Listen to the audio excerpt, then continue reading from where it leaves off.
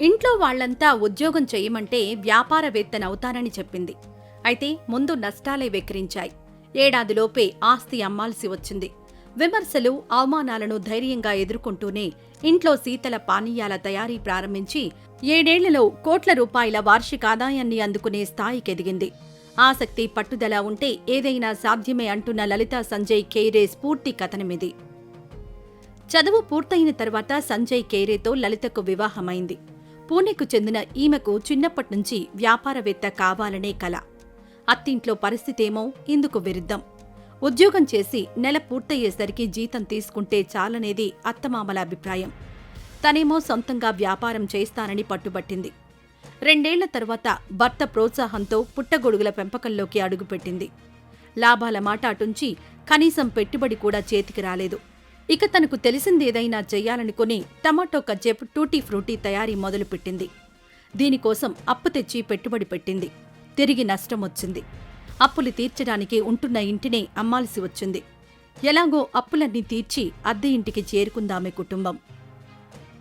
ఓవైపు వ్యాపార నష్టం, ఏదైనా ఉద్యోగం చూసుకో అంటూ ఇంట్లో వాళ్ల ఒత్తిడి తనను బాధపెట్టేవి అంటోంది లలిత.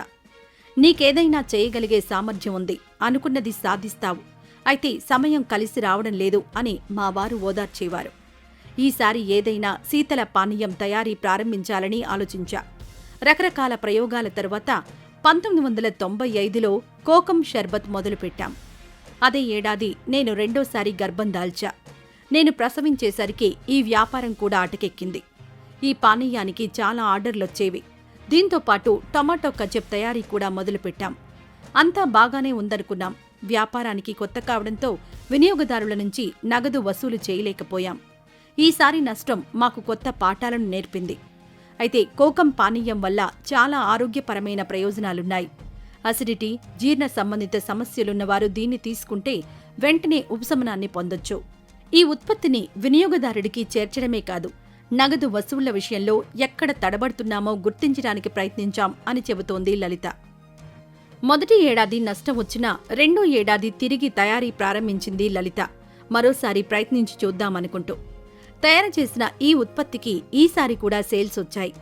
గత పాఠాలతో వినియోగదారుల నుంచి నగదు తీసుకున్న తర్వాతే ఉత్పత్తులను అందించేవారు. మొదటిసారి 20,000 ఆదాయం వచ్చింది. మూడో ఏడాదిలో లాభాలు మొదలయ్యాయి. అలా ఈ 7 ఏళ్లలో రోజుకి 12 టన్నులకు పైగా కోకం పానీయం విక్రయం అవుతుండగా, ఈ శీతల పానీయ తయారీ కేవలం ఏడాదిలో ఫిబ్రవరి నుంచి మే వరకు మాత్రమే ఉంటుంది. ఈ 4 నెలలు తయారైన ఉత్పత్తి వెంటనే విక్రయమవుతుంది. దీన్ని ఏడాదంతా కొనసాగించాలనుకుంటోంది లలిత. ఈ తయారీలో మొత్తం మహిళలే పనిచేస్తున్నారు. మా దగ్గర ప్రస్తుతం 40 మంది ఉన్నారు.